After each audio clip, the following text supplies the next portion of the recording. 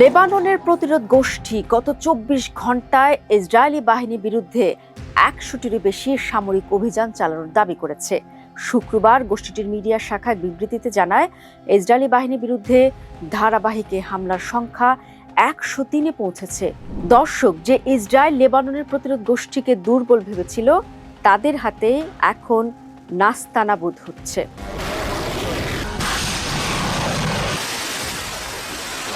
Lebanon থেকে প্রতিরোধ গোষ্ঠী ছোড়া রকেট কোনো বাধা ছাড়াই গেল কয়েকদিনে আছড়ে পড়ছে রাজধানী Tel Aviv, Nahariya, Kafr Qasim, Haifa সহ ইসরায়েলের গুরুত্বপূর্ণ এলাকায়। দৃষ্টি আকর্ষণের বিষয় হচ্ছে, যুদ্ধে প্রায় ১ মাসের মাথায় অনেকটাই অকেজো হয়ে গেছে দখলদার ইসরায়েলের আকাশ প্রতিরক্ষা। আর এই সুযোগে শুক্রবার লেবানন থেকে ইসরায়েলে নজিরবিহীন হামলা চালানো হয়।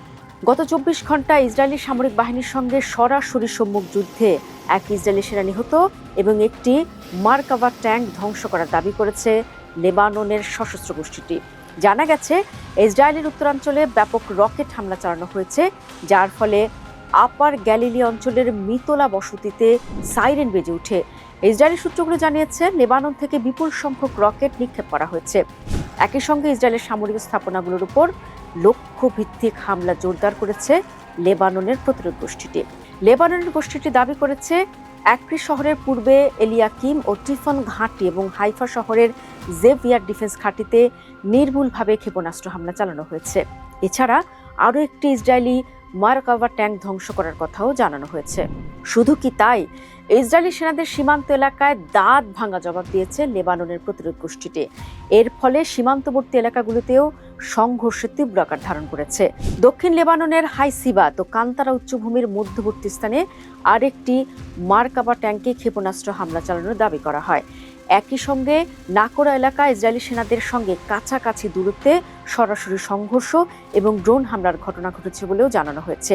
রকেট হামলার অংশ হিসেবে প্রথম অন্তত ৩০টি রকেট নিক্ষেপ করা হয়, যা গ্যালিলি ও হাইফা উপসাগরীয় অঞ্চলে আঘাত হানে। হিব্রু গণমাধ্যমের প্রতিবেদনে বলা হয়েছে, হাইফা বে থেকে জারিয়েত এবং কার্মেল পর্যন্ত বিস্তৃত এলাকায় একযোগে হামলা চালানো হয়। ইসরায়েলি গণমাধ্যম এই হামলাকে যুদ্ধ শুরুর পর থেকে সবচেয়ে তীব্র আক্রমণগুলির একটি হিসেবেই উল্লেখ করেছে। অন্যদিকে ইসরায়েলি সেনাবাহিনী নিশ্চিত করেছে যে দক্ষিণ লেবাননের সংঘর্ষে তাদের একজন কর্মকর্তা নিহত হয়েছে, যেটি শুরুতেই জানিয়েছিলাম দর্শক। তিনি ৭ম আর্মার্ড ব্রিগেডের ৭৭তম ব্যাটালিয়নের সদস্য ছিলেন। এই যে এত হামলার কথা বলছি দর্শক, এই ক্রমবর্ধমান এই হামলা ও পাল্টা সংঘর্ষ ইঙ্গিত দিচ্ছে যে লেবানন সীমান্তের সংঘাত কিন্তু আরও বড় পরিসরে ছড়িয়ে পড়ছে। শুধু কি তাই, সেটি একই সাথে তীব্র এবং ভয়ঙ্কর হচ্ছে। দর্শক, গত ২৮ ফেব্রুয়ারি আমেরিকা ও ইসরায়েলের হামলা শুরুর পর থেকে ইরানে নিহত সংখ্যা প্রায় ১৫০০ বলে বিভিন্ন আন্তর্জাতিক গণমাধ্যমে প্রকাশিত হয়েছে। এটি তো ইরানের খবর জানলাম। এই যে লেবাননের সংঘর্ষে জড়িয়েছে ইসরায়েল, সেখানে কিন্তু ইসরায়েলি হামলায় ১১৪০ জন নিহত হওয়ার খবর পাওয়া গেছে। অর্থাৎ আমরা যদি একটি হিসেব করি, ইসরায়েল যেভাবে ইরানে হামলা চালাচ্ছে, একই সাথে লেবাননেও হামলা চালাচ্ছে। ইসরায়েল যখন আকাশপথে আর স্থল অভিযানে জোর দিচ্ছে, তখন কিন্তু তাদের ভালোই জবাব দিচ্ছে লেবাননের প্রতিরোধ গোষ্ঠী। তাদের ছোড়া হাতে গোনা ক্ষেপণাস্ত্র আর রকেটে ধ্বংসস্তূপ বেড়েই চলছে ইসরায়েলে। আক্রান্ত এলাকার ছবি ভিডিওতে কঠোর নিষেধাজ্ঞার পরও সামাজিক মাধ্যমে ছড়িয়ে পড়া কিছু ছবি ভিডিও দেখে সহজেই বোঝা যায় কি ভয়ানক অবস্থা পার করছেন লেবানন সীমান্তবর্তী ইহুদি বসতি স্থাপনকারীরা। দিনের বড় একটা সময় তাদের থাকতে হচ্ছে বাংকারে।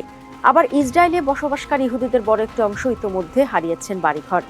ইসরায়েলে মিসাইল ও রকেট হামলার পাশাপাশি গেল কয়েকদিন লেবাননের প্রতিরোধ যোদ্ধার সাথে সম্মুখ সমরে যেতে হচ্ছে দখলদার বাহিনীদের। তবে প্রতিবারই স্থল অভিযানে তীব্র প্রতিরোধের শিকার হয়ে পিছু হটে নিজের দেশে ফিরে আসছে ইসরায়েলি সেনারা। এই ফিরে আসার পথে প্রতিবার ইসরায়েলকে হারাতে হয়েছে কয়েকটি মার্কাভা ট্যাঙ্ক এবং কিছু সৈন্য। গেল ২-৩ দিনে লেবাননের প্রতিরোধ গোষ্ঠীর হাতে আরও বেশি মার খাওয়ার খবর পাওয়া যাচ্ছে ইসরায়েলি সেনাদের। এখন আর লেবাননে গিয়ে স্থল অভিযান চালাতে হচ্ছে না ইসরায়েলকে। কিন্তু কেন? কারণ লেবাননের প্রতিরোধ গোষ্ঠীর যোদ্ধারা ইসরায়েলের ভেতরে এসেও সম্মুখ যুদ্ধে অবতীর্ণ হচ্ছে। এভাবে সীমান্ত এলাকার পাশাপাশি লেবাননের প্রতিরোধ গোষ্ঠীর হামলার শিকার হচ্ছে তেল আবিবের কিরিয়া এবং যুদ্ধ মন্ত্রণালয়ের সদর দফতরও। তাহলে কি বোঝা যাচ্ছে দর্শক?